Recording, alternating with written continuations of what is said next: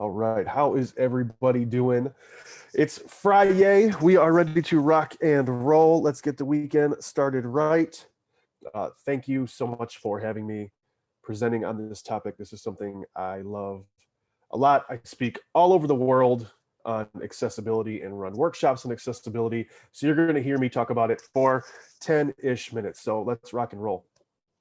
Percentage of people with disabilities. I like talking about this. If you look, 20% of people with disabilities around the world, the range around the world, 15 to 20%, the numbers are changing that now that we're moving into, that we're into 2021 right now. But that's a small number, 20%. But if you look at it as a whole number, there are 7 billion people, give or take, around the world. 20%, 15% of them have some type of disability. That's a little over 1.4 billion people around the world have some type of disability. Now, I know what you may or may not be thinking. You might have even heard this in your workplace. We don't have users that have disabilities. All of our stuff is internal. I call BS. I always tell everybody you need to internalize that 15 to 20%. 15 to 20% of your workforce has some type of disability that you should be cognizant of. They might not come out and tell you, hey, I'm so-and-so, I am colorblind. But these are things that you have to keep into consideration when you're shipping anything on the web, whether it's internal or external. Thanks for checking out my lightning talk. It's Accessibility 101, or I like to say it's accessibility for everyone. I've given this talk at different venues around the country. So thank you for coming and being along with this little 10-minute journey with us. My name is Chris DeMars. I'm a developer advocate. I work at Quicken Loans. A little bit more about me. I am a Google developer expert, a media developer expert with Cloudinary, and I'm also a Microsoft MVP. And there's a whole other bunch of stuff that I don't care about, but I love horror and tattoos, if you can't tell. So yeah, you want to rap with me about horror and tattoos, accessibility, all that cool stuff, hit me up, let me know. Now, if you can raise your hand, I know, we're all at our dwellings or wherever we're at, but if you can raise your hand at home, if you've ever heard the term A11Y and you weren't sure what it was, that's called a numeronym. And what a numeronym is when you take the first letter, you take the last letter. Oh, come on. Let's see. First letter, you take the last letter, you count the letters in between, and you get the term A11Y. That stands for accessibility. You've seen numeronyms out in the wild elsewhere. I18N is a numeronym for internationalization. L10N is a numeronym for localization. And if you work in the Kubernetes Docker space, K8S is the numeronym for Kubernetes. So if you hear somebody in the context of web and software speaking about accessibility or A11Y or ally, chances are, if they're not talking about being an ally in tech, they're talking about accessibility. This is a quote I really love from the W3. Web accessibility means that people with disabilities can use the web. I like this quote, but I tweak it a little bit. Web accessibility means that people with disabilities can use the web.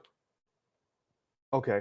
Web accessibility means that people, regardless of disability, can use the web. Everybody should be able to have an amazing, accessible user experience, whether you have some type of disability or not. And chances are you have had some type of disability. So when we talk about disabilities, like the grand scheme of things, we usually talk about 5 different types of disabilities. We talk about hearing, vision, we talk about cognitive, mobility, and we talk about temporary. People that aren't familiar with the accessibility space usually think, oh, well, this person's either blind or they're deaf. They see in gray or they can't hear. And that's just not the case. We have to keep these 5 things in mind when we're building for the web. So when we think about hearing, we're talking about conductive hearing loss. We're talking about sensory neural hearing loss or mixed hearing loss, which is a combination of both of those. Vision disabilities, color vision deficiencies, or color blindness, which you have deuteranopia, tritanopia, protanopia, and the most rare of them all, monochromatic. 1 in 33,000 people experience monochromatic color vision deficiencies. We have cognitive, so reading, writing, math comprehension, stuff like that. That's part of the cognitive, especially dyslexia and autism as well. Those are also impairments or disabilities that we are trying to work with in the accessibility space when it comes to cognitive impairments. We have mobility impairments. So let's say that you have arthritis. My mom, she has arthritis, so it's hard for her to move around. So nerve issues. Um, what else could we use for mobility?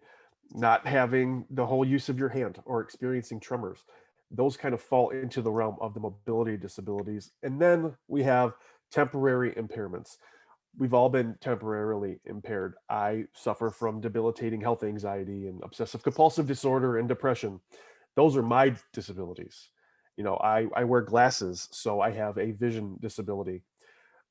You might have a broken hand or a broken finger. That would fall underneath temporary impairments as well. And you might not have known, but if you have ever been a parent with a child and you had to hold your child while working on the web or using a keyboard, it can be difficult unless you have like a sweet saddle thing that you throw them in. But if you don't and you're holding them, you know, holding your child and possibly feeding and using a keyboard and mouse, it can be difficult. That's also another type of impairment that we have to keep into consideration. So hopping from impairments to the low-hanging fruit that I like talking about, the things that intro wins. I don't like calling them easy because stuff is easy to one person might not be easy to the next. I call them intro wins or low-hanging fruit. Semantic markup. Semantic markup by default is accessible. You should always be writing semantic markup. Stay away from cluttering your page or your experience with divs. We don't want a bunch of divs everywhere. We want to be using the header element, body element, main, aside, section, footer. Those specific elements are going to be automatically accessible to your users. And if you are going to use divs in specific cases, there's a way to make those accessible as well. This right here is the most important thing, I believe, for the whole entire image tag, the alt attribute. You always want to make sure that you have an alt attribute, alternative text, anytime you're using any type of image. It could be decorative or not, but if you use a dog, if you have a picture of your dog and your alt text is dog, that doesn't mean anything to anybody. You want to make sure it's short and descriptive, but make sure that you have alternative text associated with that image. If your image breaks, it doesn't load, at least the user knows exactly what was there and they can read that text. Going back to non-contextual elements and possibly using these with divs, we have ARIA labels. A pattern you see, there's a couple different patterns you see, but one, and I'm using Bootstrap for this example. I don't advocate using Bootstrap. That's my own opinion. We can talk about that later. But you can see for that X, they're using an ARIA label of close. That ARIA label of close is going to announce to the user that, hey, you can interact with this button and it's to close this modal. That way they're not trapped in like a focus trap within that modal. Because if you didn't have that, that screen reader is just going to announce X, or it's going to announce maybe an image that is being used, or ampersand times new row, or ampersand times semicolon. That doesn't mean anything to the user. It's non-contextual. Putting ARIA into these elements gives that context and helps enhance that experience for your user, the screen reader, etc. And the one rule of ARIA, do not use ARIA. Use semantic markup at all costs. And when you have to use ARIA, then bake it in. It's kind of like Fight Club. You know, the first rule of Fight Club, don't talk about Fight Club. So we have some assistive technology that I'd like to talk about, just to kind of give you a range of what users are using out there. Braille machines. It's where this machine that you hook up to a computer, and through the pins in, the pins in the holes in the bottom, they read out in Braille what's on the screen. So that's one of the assistive technology that's out there. We have sip and puff machines. These are used by people usually that are confined to wheelchairs. Where based on air pressure, sipping and puffing, you can interact with software, interact with the computer. We do have some tools that also are other assistive technologies like screen readers.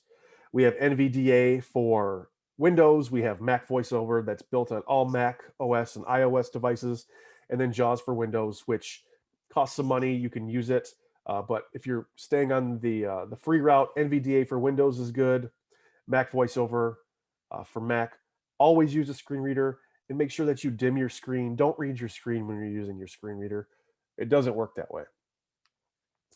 Another great tool to run accessibility audits is Lighthouse. This is built into Chrome's DevTools. I have a couple articles out there on how to use color contrast tools and accessibility DevTools with Lighthouse. Lighthouse is great because you can run an audit, whether it's accessibility, performance, progressive web apps, best practices in SEO.